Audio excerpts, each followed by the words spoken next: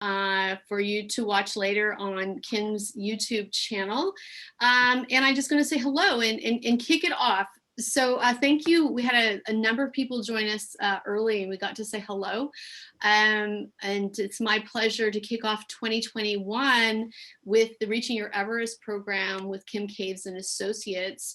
And the program is all about helping scaling, growing business tech companies and to build up their sales and the revenue growth. Kim is going to be running this program, and today is a little bit of a change, and we're talking about ESG and how that can be a competitive edge to your small tech companies. Kim comes from a long background of selling sophisticated, complex technologies from AI to cyber, to other technologies in the US and beyond, Canadian technology out, US technology in.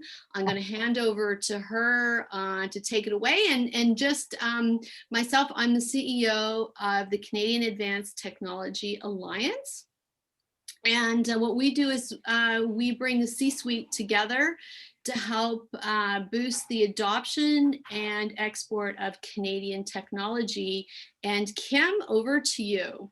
Great. Well, thanks, Suzanne. So happy to see everybody here today. I'm really excited about this subject and have been for a long time. So let's make it interactive. I hope everybody will contribute in the chat so that we can hear your thoughts on this as well. But I'm super eager to share the research that I did. This is part of a series that we've done. Suzanne introduced me well. I was decades in the enterprise sales space, Canada, US, and Asia Pac. So global, all in, enterprise customers like Verizon and Chinese companies, BC Health, Verizon, Singtel, all the energy companies pretty much in Calgary and Alberta and health. So I've been at it for a long time, was a channel manager in the 5 Northwest states and 4 Western provinces for a while too. And our last subject was on channel. But nonetheless, let's move on. I've got lots to share today and I'm eager to hear as well. We've been running this series for those who've been part of it called Reaching Your Everest. It's such a great metaphor for really looking at winning big deals and all the steps and processes that need to be in place, but how possible it really is if you take sort of those baby steps and slowly work your way through to become a huge business. I mean, let's look at Benevity, talk about a unicorn here in Calgary. They started somewhere and they reached their Everest, and it is not impossible. And that's my journey with my clients and with you to really look at different ways that we can get there. So we've had 6 webinars. And we've really enjoyed the series together and learned lots from everybody that attended. So we start with the basics and then we move into strategic target marketing. Then we talked about the buyers a lot and procurement. Procurement is often missed. So really enjoyed that. Webinar 4, how to rearrange your team post-COVID. 5 was on channel and today we're on ESG. And all of these YouTube videos are available. They are private, but if you're interested, send us an email and we'll send you the link. So today, what we want to cover is we want to see what your peers are doing in this space. We want to hear why it matters more than ever today in 2021. This will become something that will be top of mind, and I'll show you why. Understand the concept of greenwashing and have new tools to start your ESG journey. So basically, just as an introduction, you might be wondering why I, as a longtime enterprise salesperson, would even be talking about something about ESG. And it's not really my area of expertise, of course, although I did spend my years at TELUS, early days, getting plenty of exposure to really some outstanding social programs that they really did have. We had a volunteer network called Extension. And this had not been done in companies. I don't even want to say how many years ago this was, where we would go into each of our communities where we worked. We had a school program where operators went in to talk about school etiquette or telephone etiquette, and marketing programs that I participated in when we brought the ClearNet animals into the social mix of our company. We had a share purchase plan where for sponsorships so that employees could participate in things like the Stampede. And lastly, my most memorable one was being on the TELUS timing team for the Lake Louise World Cups. I am positive that every single one of us on this call is thinking about all the wonderful experiences they had, just like that one. When I first heard about the acronym ESG, it was last January at an investment seminar, and I was so compelled and had no idea it was such a rapidly growing factor in business and in the investment community. It was there that I learned about the ESG index. In this case, it was Merrill Lynch. But my study showed in this webinar that there's actually over 10,000 indexes. Who could possibly want to take on something so magnanimous? So that's where I wanted to help narrow it down to something that could be bite-sized, chewable, and get the emerging tech businesses to start thinking of moving in this direction. Because my prediction is it'll be the difference between winners and losers. So I did a bunch of research. Because I'm not an expert, I studied 150 companies. These are like the top list of emerging technology companies. And I did the research over the last 2 months. It was my little stay-at-home Christmas project. So I'm going to share some of you with those results. So all that to say, thanks for being here. And we'll carry on and whip through this. So basically ESG, of course, was an index that was called the Social Responsibility Index. And ESG was launched in 2005. And you can think about all the evolutionary factors over history that really led us to this day. ESG was actually launched in 2005 to replace Social Responsibility Index. So think about trade unions in the 60s supporting affordable housing. In the 70s, it was apartheid and sanctions against it by companies. And look at now, I mean, we just can watch news all day long. Climate change, Black Lives Matter, raw materials, diversity, human rights, consumer protection, animals, employee compensation and benefits, especially during COVID, social causes, community enhancement like local sports teams and what people are doing in that space. I mean, look at what's happening in the news even yesterday. Oh my goodness. So just to get us on the same level set, I did put some categories under each one of these. I'm sure that everybody on this call is well aware of this, so I'll zing through this. Environmental energy use, of course, treatment of animals comes under this category, hazardous materials, and certainly, resource use and protection is a big one. Social, this includes the treatment of employees, contributing to the communities in which we work, and very high on the list these days is diversity and inclusion. And governance, it's about doing things ethically, mitigating risk. The number one factor in companies and on boards' minds right now is cybersecurity, data protection, and privacy. And certainly some of the more global practices, geopolitical and anti-corruption. So how ESG creates value. So growth through buyer and investor confidence of sustainable products and services. There are lower costs through environmental considerations by reducing consumption. There's increased trust through solid business practices and following regulations and governance. And always there's increased productivity in a positive and safe work climate. So just to share some stats, I look at McKinsey a lot. ESG, they've done some studies. ESG drives consumer preference. They did a study that says upward of 70% of consumers would pay 5% more for a green product or service if it met the same performance standards. And this is across the automotive, building industry, electronics, and packaging. In another study, a full half said that they identified growth and business opportunities as the impetus for starting their sustainability programs. And of course, as I mentioned, trust comes from cybersecurity and data protection. And really the number one, we're all technology companies. This is extremely important, as we all know. So why now more than ever? Well, certainly all the research shows that COVID was an incredible catalyst for greater adoption of ESG in 2020. And why? From a social perspective, companies that took care of their employees socially, with incremental pay, with time off, sick leave, Even parenting support, I've got a great example of this, and benefits packages all benefited when they dealt with those issues in a positive way. Things that will likely continue in the future within these organizations. This all came out of the COVID pandemic. Jason Landau is a portfolio manager at Weratah Capital. He says the wave is coming, so you better be ready for it. There's been good adoption across the spectrum, yet the impact on the social side that looks to be the lasting trend that comes out of 2020.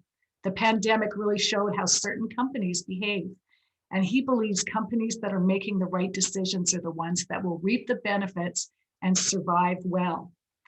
And another from Teaglinda Kay from Business Insider. I believe that the shock effect of a pandemic has been a driver as people see that human cost factors have such a profound impact on our lives.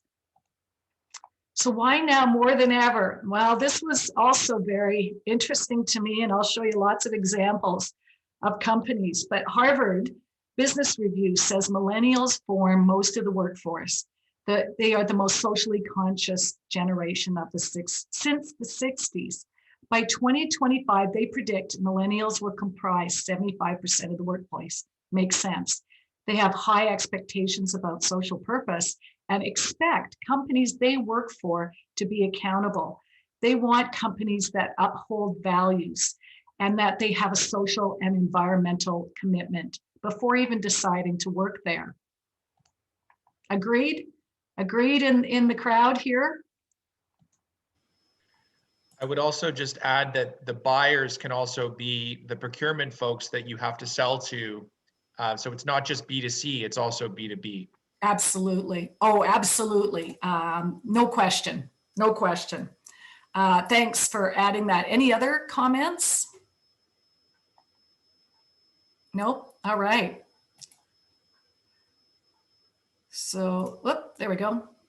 So why more? Why now more than ever? Additionally, some other factors, a trend to more women generating larger amounts of capital has been studied with the assumption that that leads to more thoughts around empathy, enhanced employee engagement from good social conscience, follow the money. Financial institutions are providing funds to organizations that show a higher level of ESG.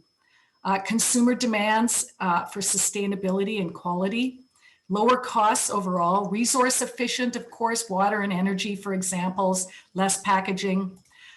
Regulators and policymakers are looking for the corporate sector to help them solve social problems. It can no longer just be nonprofits and governments that are helping with these problems. And there's demands on the technology sector in particular to come up with solutions for air quality, environment quality, air quality, all of those solutions. And we see all the technology companies that are coming out with these types of solutions. Artificial intelligence in the ESG community, what investors are doing are looking very easily to pick out factors that are gathered through an AI platform to find out where the companies are that score really well on ESG factors. ESG scores translate to a lower cost of capital and risk mitigation, as I explained with cybersecurity. Sorry, I flipped to the next slide. In 2020, Brink shows that we, Canada, is lagging behind the rest of the countries that were studied in this Brink News study in terms of our adoption of ESG practices. Important to know. So who is responsible? The leadership of an organization is responsible. This must be driven, CEO, CFO, and the whole team must be embraced to move forward on an ESG initiative. So there are a ton of measurements, as I mentioned before, 10,000 indexes that were noted, over one, and no universal standard really for everyone. And people are trying to get there, but it's very complicated. Social is the hardest to measure. One of the measurements is BCorp certification, and it arises out of the US. I'll talk a little bit more about that. So BCorp's was a certification that was developed in the US to measure in the 90s, actually. And what they say on their website, certified B corporations are businesses that meet the highest standards of verified social and environmental performance, public transparency, and legal accountability to balance profit and purpose. B Corps accelerate a global cultural shift to redefine success in business, to build a more inclusive and sustainable economy. Now, B Corp certification, I downloaded, it's about 58 pages with about 40 questions on each page. It's very complex and it is designed for very large organizations. But there are some components, and I've pulled some components out of it to be a 2 or 3 page assessment that smaller emerging companies could use to begin their journey. So it basically includes 5 factors, B Corp, which I think are a great place to start. So governance standards, of course, workers, how workers are treated, compensation practices and benefits, training, worker ownership, that sort of thing, community engagement, what the employees are doing in the community and the company with their suppliers, distributors, as well as the company's practices on diversity and job creation. Environment, these are standards, of course, for protecting the environment. And lastly, the people, our customers, standards related to the impact that your business has, even with underserved populations. Any comments about this one? I have a question. Thank you for simplifying that, Kim. That looks good. I appreciate that. It's better than 56 pages. Yeah. Who is it that's actually issuing the certification if you want it to be certified? So B Corp is the company that does provide this certification, but there's also other certifications in governance like ISO 27001, 27002. There's safety certifications. There's so many, but B Corp is basically a very broad, all-encompassing measurement tool for organizations. It's excellent. I went through it and looked at all of their information. And if you want to go to their website, it really is quite insightful. And even the history of the whole evolution of B Corp is quite interesting. I wouldn't suggest that we adopt or adapt to a B Corp, but it's something to think about. Again, it does have some factors in there. And I did take some time over Christmas to narrow those down to where I thought companies could zero in on to begin, like I say, that journey.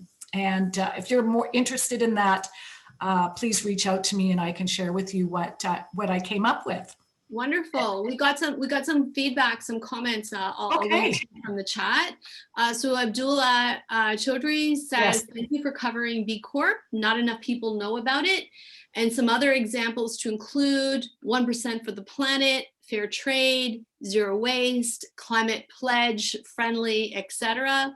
That's awesome. And then a note from Michael Smith, absolutely.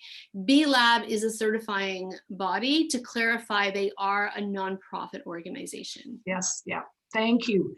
That's fantastic. And thank you for those additional comments. I'm looking over because my chat window is on my other screen here. So just in case you think I'm looking at something that's going on outside.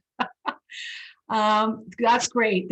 So the point is really, there are so many indexes and support for this that I think at some point, I wonder if it's been overwhelming to really think where to begin this journey. So I have some thoughts, because for an emerging company, they're just trying to stay in business and grow their business. And in the early stages, there are some, resources are thin. So again, I'll share some of my ideas in terms of how this can be done based on the examples that I came up with in my research. So let's talk about greenwashing. This is an interesting one. Is everybody familiar with the greenwashing term? Yeah, I am. Great. So a marketing strategy used to falsely give appearance of doing business in a sustainable way. A couple of good examples: British Petroleum redesigned its logo with the initials BP inside a green flower. And Coca-Cola launched a green aluminum can to tout its water preservation, but in fact, they used 35 liters of water to produce a 0.5 liter of Coke. So it can be deemed fluffy and will be viewed as such, and people will really start to figure this out. So this is a word of caution to those companies. It really must be authentic, sincere, and relevant. There's a couple of jokes. I love the one with the the green smokestacks. All right, so my research, I narrowed my research to be have some bookends. 150 top scale up and emerging companies. With technology only because we work with the technology sector. They included the top 50 and rapidly emerging from sources like Business Insider, Angel.co, Rocket Space, Cultivating Capital, LinkedIn, Think Business, Seed Table, and Brink News.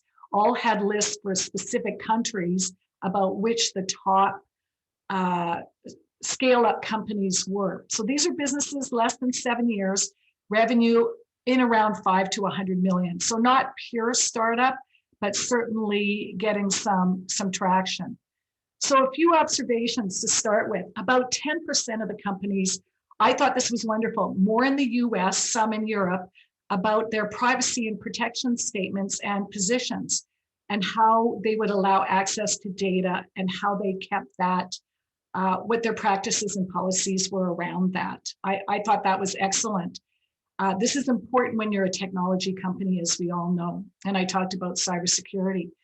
I was surprised how many Silicon Valley companies had unlimited paid time off, which demonstrated the joy that these people have in working for these companies, that if they needed time off, that they could make that call and do that. And it was supported. I thought that was wonderful. And very clearly, every single one of these companies I studied, I'd say 9 out of 10, probably 95%, showed them as co-founders as millennials, because the pictures are all posted, and very clearly to me, I did have a range in case I didn't know ages well. Very few of them had anybody over 45 or younger. A couple of young ones in the 20, there was a couple of 26, 30-year-olds in there, but pretty close. And I would say mostly males. And it was somewhat disappointing, and we talk about diversity, 4 companies only had a woman co-founder. I was surprised. There were actually 2 companies I studied that showed all their executives and all their board, not one single female. And I was perplexed about that for sure. So here's some samples from my research, and I'm going to go through these fairly quickly so you can capture the essence of what I saw. And again, this was 150 companies. Not many are doing this well or at all, but these were the ones pretty much that were doing it, and some better than others. So I'll let you be the judge. Any questions before we go through this? We're good? Okay, good so far? Is this, no questions in the chat. Okay, so let's start with the environment. This was my favorite company out of all of them. Samsara out of San Francisco uses IoT for efficiencies in industrial business. And I thought they have an a DEI metric, diversity, equity, and inclusion, equitable and inclusion. I thought that was interesting. They covered environment, they covered safety for their employees and their customers, and they showed the environment. I thought these people were excellent. And these websites are really worth looking at. Some of them, I was lost in interest in many of these. Grove Home Cleaning Products really focused around the green side. So this business really is focused more on the green, the social product as a business. Biomakers, this was an agricultural company. Importance of soil health, that was a fantastic one. Dave, this was a terrific website as an example of what these people are doing and their team. I just picked a couple of favorite examples on the environment and what they're doing to work with their people in their team. So basically, environment, people are looking what they can do, but not tons of examples in this space. So here's a Canadian company, ClearPath. I loved this company also. I highly recommend checking it out. An example of the environment they've created for employees, outstanding. Very front and center on their website, really gives you a positive and authentic feel toward a social position on their website. Decisive Farming here in Alberta. This is in some Irricana, which I'm sure most of you have never heard of. And they are working on a great environment initiative and culture, contributing to sustainable resources. Really also a great website. And Tara, this was really cool. Insect-based feed. Wow, this was amazing. Really committed to the environment and the care of their employees. GEM services, you know, if you have safety certifications, and I mentioned this early, post them on your website. This looks really good. This looks like you've made a big commitment to your safety of your employees and your customers. I thought this was a good one. SHPO, demonstrating their initiatives in the community and employee diversity right there on their website, front and center. Headspace, this is like a medication, something, meditation. Oh, look at that. I looked at this 100 times. Not medication, meditation. I'll have to go back to my editors and laugh about missing that one. But it is meditation, medication in a way. Happier people, calm. It's like calm. They give tools for free to educators. And I saw this in a couple of examples. So giving their services free to education, schools, underserved groups. I thought fantastic. And also providing tools for their employees. Here's one. This is a fitness company. I wondered about this. They give posters on Black Lives Matter. I kind of wondered about this one. Is this a good fit? Greenwashing, is it relevant? I don't know. I would be curious to know your thoughts on that one. Trusted nurses, they awards for nurses in recognition of the profession, a great social cause. Loved that one. Hackaron, a cybersecurity company, looking to donate products and services to projects that were startups that could benefit by some of their services. Right, loved this website. This just had so much energy and feel to it. This is a place I wanted to work. And every time I looked at one of these type of websites, I went right to their careers section, looking for if they needed a Canadian salesperson, because doesn't this really speak to how they treat their employees and, you know, their green commitment? This was a good one. Checker, background checks. A whole full page committed to our fairness commitment, really authentic positioning around social fairness. Newfront, an insurance company. I loved this one. This HR person created a whole bunch of programs because she knew that people would be at home with their kids during COVID. So she created flexible hours. All their meetings had to be recorded for the benefit of those that couldn't necessarily show up at that time. Normalized kids on screen was just kind of the way they accepted it all. And manager education on how to deal with parents who had kids at home. They had programs for those kids that they developed through Modern Health, a mental health program for families and out school sessions. This was a home run. I hope this company does really well. They did a great job. Nova Credit. I love this company. They help people migrating the US with credit cards and apartment rentals. Great website, very socially focused. Home run all the way. Elemente, this is in Montreal. This is creating a position on responsible AI practices. There is some controversy about AI practices and the collection of this type of data, as we all know. But this one is treating that with care and priority. Simple, another good one. They're helping educate people on proper saving for their people and a great team concept. So education accessible. Do you know how many RDSPs go unclaimed? RESPs, sorry. It's a lot. And so what they're trying to do is educate people on understanding how to finance for their children's education and creating a great team. This whole team looks at all the emails that come in from customers and they plan a celebration around it and look at ways to improve. Wonderful. Here's one out of Dublin. Loved this company, Mana Arrow. They immediately stopped everything they were doing to deliver groceries to vulnerable people in their community. It's a drone. Super successful. I saw another one, I think locally, but not so socially oriented. Here's Loom, a video platform, giving it to schools and universities for free. On the governance side, these will all be very similar basically talking about their privacy and cybersecurity positions. Here's a corner shop talking about how they keep their information and privacy front and center. Cybera, I loved this company, Canadian company, non-profit. Several women and executives, including the CEO and also board members, but also a really strong data protection and privacy position in detail.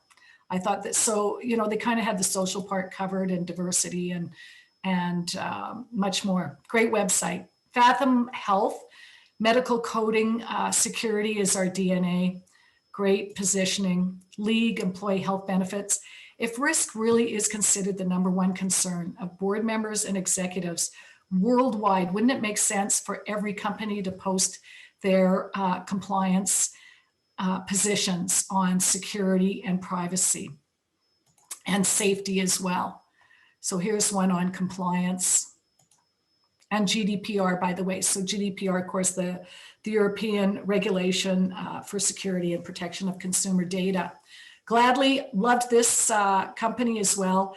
A security agreement that they had that negotiation and relationship with their customers right up front. And you know, when I was in enterprise sales, I was always for this information, how we secured our data centers, who had access to our data. All the larger customers had to have that information in detail. So we would always be looking to different individuals in the last company I worked for to pull all this information together. And there was always some concern about the risk of sharing that information as competitive information somewhat. And also cybersecurity hackers that would see that and look for opportunities to break in. But at the end of the day, customers want to know what your positions, and when you are forthright on your positions in terms of who has access to the data of your customers, you will be a leg up over those that don't. And that is pure experience from my work at Proofpoint, Varonis, Gemalto. They were all cybersecurity companies in the leading sectors. And this was something that I felt that we should have been more forthright. So here's some companies that have done it very well. This is a coding tools company, again, more compliance and certification. Here's a CRM company that has a privacy position. And then I think this is the last one, Belfast Software Assets. They have a position on all sustainability, transparency, employee treatment, and free product for innovative projects. These are not expensive initiatives, and they are very effective. Utmost, this is the last one. It's interesting in Europe, and I saw this on quite a few websites, a Modern Slavery Act. I just thought that was interesting, but something that is an act and a governance and regulated piece in Europe. Interesting. So what's next? Any questions at this point? Did that give you any memorable thoughts or impactful thoughts about working into your next initiative in ESG? How about you? Oh, sorry, go ahead. No, I'm sorry. So I actually, it's more a comment, I guess. I was very surprised to see only 3 companies, and all from the US, under the environmental aspect of the 150 companies you researched. Is that because they are not practicing that specific environmental aspect of ESG, or? Well, a great observation. There were some in the other sections, like in the social section, that also had a little bit of environment. But, you know, I would say overall, very few had any ESG positioning whatsoever. So there were a lot of those governance, but I'd say out of the 150, what was that, maybe 30 slides? So 15, 20% of those companies had any hint whatsoever of any. And how many companies did you, out of the 150, how many were Canadian? I think most of them were Canadian, and I got the lists. Well, I don't want to say where I got the list. Some of them were LinkedIn, some were the Techterra sponsored companies. I looked at the Ontario top LinkedIn list for the top companies in Ontario.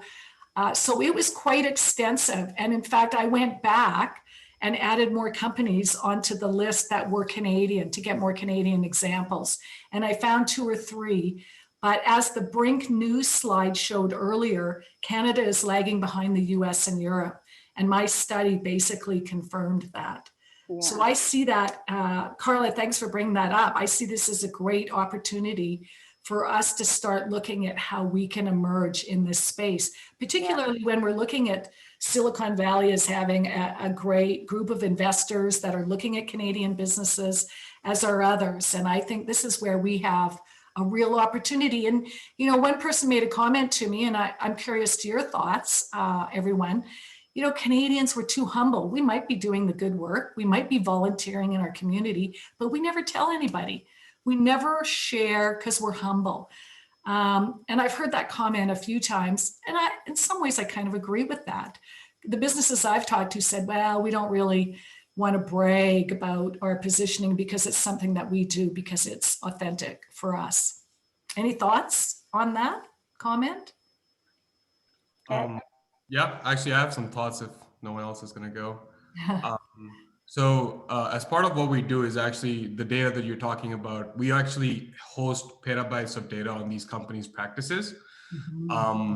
The way that the best ones are using it right now is that they identify, so like, for example, we've filtered it out into 22 different values across ESG. So for example, society would have something like community relations or, you know, diversity or, you know, a lot of like, you know, categories along those lines. A lot of the times what businesses fail to identify, like you said, Kim, like, you know, we would go out and volunteer, but we wouldn't talk to anyone about it, is I think because there's a, if you're a business that stands for good, you should be able to relate that to your customer. I think it's as part of your business, it should be, you know, it helps you bring your user acquisition down and customer acquisition down. It helps build trust and personalization with your customers, especially if they are of a younger age group, because they're more communaholics and they'll talk more about your business. So it actually is beneficial for your business to explore something like this rather than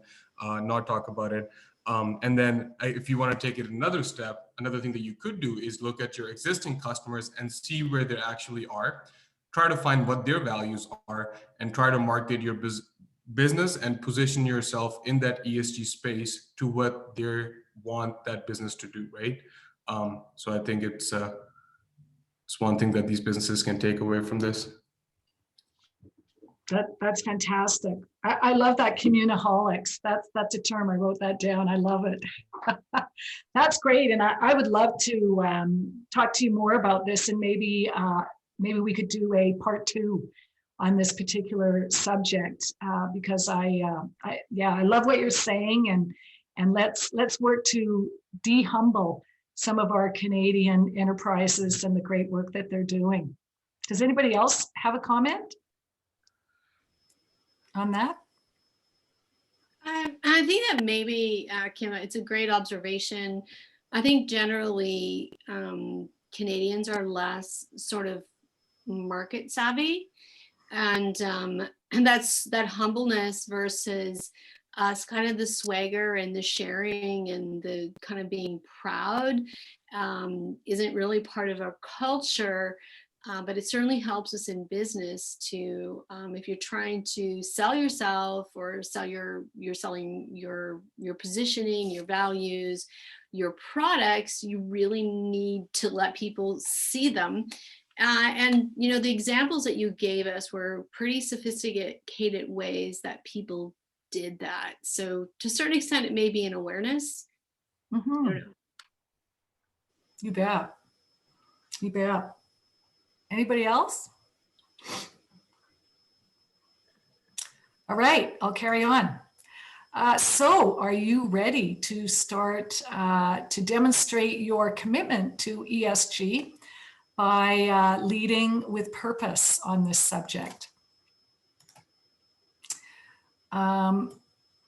Sorry, I did an animation thing here. So a couple of points. You've decided that it is, hang on, just give me 2 seconds, because what I did is I put your pictures in the front of my screen here. You've decided that your business will be more successful when you make your customers, employees, and investors and your community better. You realize there's an investment of time and resources and commitment from you and your team, but sustainability and growth will be worth the investment. You understand the concept of greenwashing and understand that that's probably not authentic and does not go to the heart and soul of your organization, rather a fancy wrapping. And you understand it is a journey, a deliberate and systematic approach, and not that easy to do well. And you've committed to start looking at a bit of a self-diagnosis. As Abdullah said, there are some questions that can start the process. It doesn't have to be a B Corp level. You can start somewhere, look at what the gaps are and start to address those gaps. So here's some simple tactics. And again, we saw a lot of them that are on those websites. Communicate existing practices because they are there. Why not devote some part of your website or tweet out some of the great results and great stories? Public relations is a very powerful way to market these days. And if there are good stories, tell them in a way that it attracts public relations and news, because newsmakers need content like that. Everybody wants a feel-good story. Create a small local social project that aligns with your company mission and has some kind of a local flavor to what's going on, where your employees are and where your business is. Post your practices on how you protect and secure data. Very simple. Your website could articulate your privacy diligence. And what about your safety position? How you keep employees, customers, and your product safe? How about some basic principles that you all agree on as a team about what kind of suppliers you will buy from? I have some very clear goals in my mind and criteria for the people that I will buy from based on their positions that they've taken. I won't give any examples because that'll get us down a rat hole. And communicate your employee practices to attract talented Canadians, mostly millennials these days, as we see. You're considering a green team. So a green team could be anything, even small steps towards some initiatives to protect our environment are always going to be viewed favorably. So, questions? Comments? I'll go. Okay. So can you just maybe target or bring it all together, how these practices, maybe the formula for research, return of investment, and maybe this is a good discussion kind of conversation. So how is it that ESG can actually materialize into more customers and more growth? And I think we hit on it a little bit, but maybe it's worth discussing a little bit more. And how can you kind of, what are some good ways of selecting what you're really going to focus on for ESG? Well, again, I'll just go quickly. My research showed that the growth in your business is anywhere, I had the numbers and I might not have talked to them in my notes, but the growth in the business is anywhere from 10 to 50% more when you have an ESG program. That has been studied by many. And in very large companies, the investors like the big indexes say that it is 7% more growth for companies that have a strong ESG position compared to those that don't.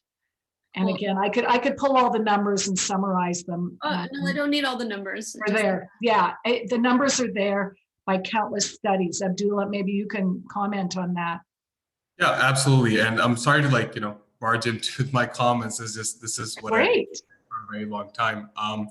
So yeah, as part of your question, Suzanne, I think if you divide it in between a conversation between if your customers are B2B or are they B2C, if it's a B2B network, then you really have to start working right away because, as part of, ethical sourcing and all these pressures from all the consumer companies that your end customer is actually experiencing, this pressure is going to be focused on you very quickly and you might not see it coming. So it might be actually a good business practice for risk mitigation to focus, put plans and practices in place that once questions do arise or transparency needs to take place between corporations, you have those things ready for you.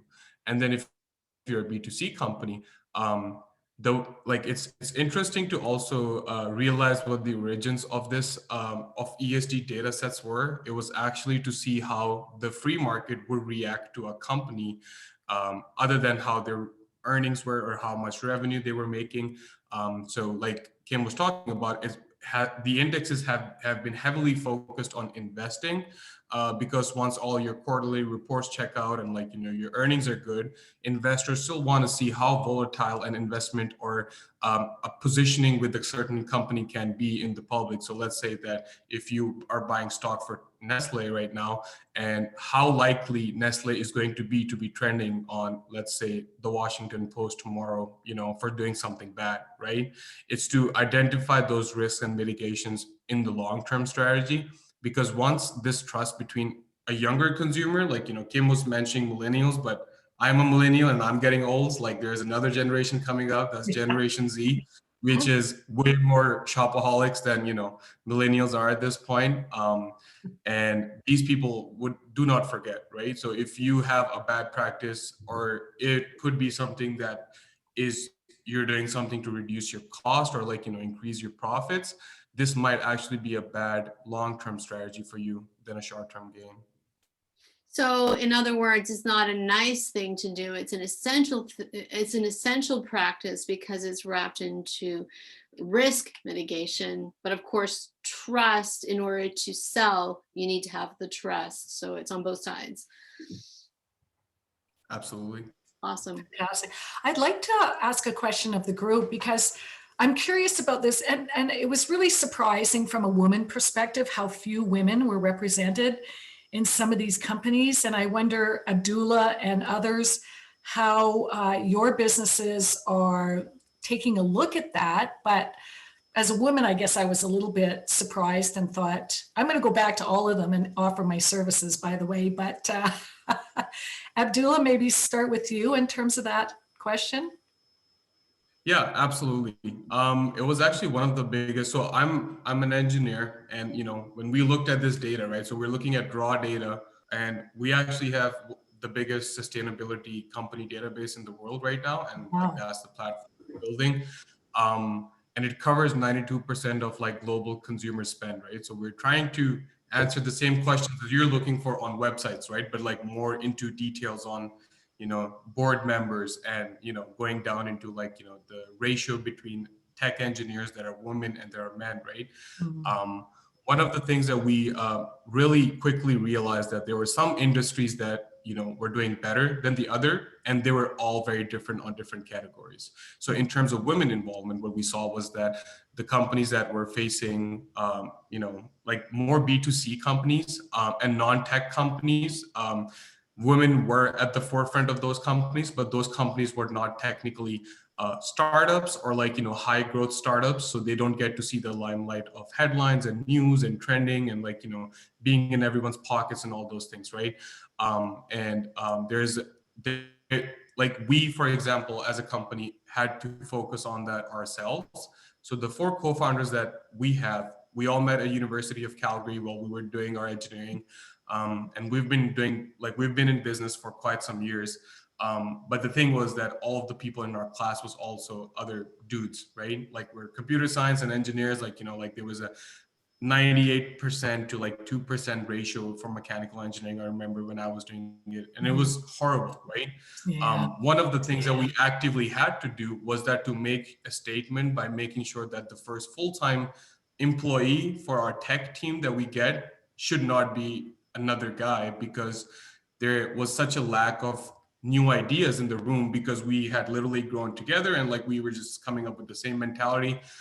And actually our first full-time hiree was a junior developer, and she had just graduated. So rather than, we took a risk on adding her to the team, but she has been by far the best employee we could even thought of, because Wow. it made us better in the team and like all those things. So it's kind of the underrepresented industries need to step up and include as much as possible. but we also have to make sure that we as businesses communicate it to the rest of the world that, hey, we need this too. So the funnel of having more women involved is actually good for business in either ways, right? Because if you look at it from a customer perspective, or like, we create software tools. So if you're looking at it from a user perspective, you don't want to create a product that's only made for men, because you're literally not focusing on 50% of the rest of the market, right? So that is bad for business. So you would want to include as many ideas and diversify the idea pool when you build your business and your products. So when you go out into the free market and you try to sell them, you actually have a much wider market and more accessibility in that market when you go there. Awesome. That really well said. Thank you. That's terrific. Brilliant. Anybody else? Michael, you've had some experience in this space. What are your thoughts? Yeah, hi everyone. So I think it's important to understand that this is all a journey, and the journey evolves over time. And for earliest stage ventures, it looks different than ventures that may have achieved a certain amount of traction and move beyond initial product market fit. Certainly, as you look at scale up companies, some of the companies you mentioned that are Canadian companies are on that trajectory towards 100 million in revenue. So there's different stages, and things can start simple, but my advice and my observation is that the best companies and the best senior leaders, as well as the best board of directors, they think holistically about it. And that's where I do think the B Corp framework is quite valuable. And the B impact assessment, which is the assessment that companies would need to complete in order to become a certified B Corp, that assessment is a really valuable tool that can allow for understanding where you are based on your company size. And the assessment is customized, whether you have 1 to 10 employees, 10 to 50, 50 to 250. So that's where I think the B impact assessment is worth looking at even earlier in the journey to have that holistic perspective around the different dimensions. But at the end of the day, what a lot of this requires of leaders, both from an executive or co-founder as well as from a board of director, is to be able to prioritize what are the most appropriate actions that a company can take this quarter or this year, and really that idea that any startup could do the same level of sophistication as a scale up that's on a very different trajectory. It's just being realistic and really clear. And so that's where I think really understanding where you're at today and getting clear on where do you want to go and how do you want to grow. And if you're clear on your values, then I think that this is a lot easier. If you're believing that success in business is not just about financial, then you open up a variety of opportunities to create more value for people and planet. And that starts internally by attracting and retaining and motivating talent, unlocking innovation. And then more broadly, it can tie into your relationships with investors, with customers. And really, I think in the long run, if companies apply this approach, their valuation will be higher because they will have ultimately innovated and differentiated their brand from competitors. And for Canadian brands looking to play into the US and Europe, those larger markets, there would be competitors there. And so how do you differentiate your brand and make it more valuable and more attractive? And ultimately, how do you win in your market? That's ultimately where I think the kind of holistic strategies can be really helpful. Can I just jump in, Kim? Pardon me? Can I jump in? Yes, yeah, of course. Michael, that is really very interesting. And Kim, you've been talking about PR. The other thing about, these differentiating is these types of activities provide opportunities for very memorable and relatable stories. So you go from the trust into the, hey, I really feel like I like these people, like they're in my tribe. Although it's subtle, it's exceptionally powerful. And thanks to the both of you for bringing that up.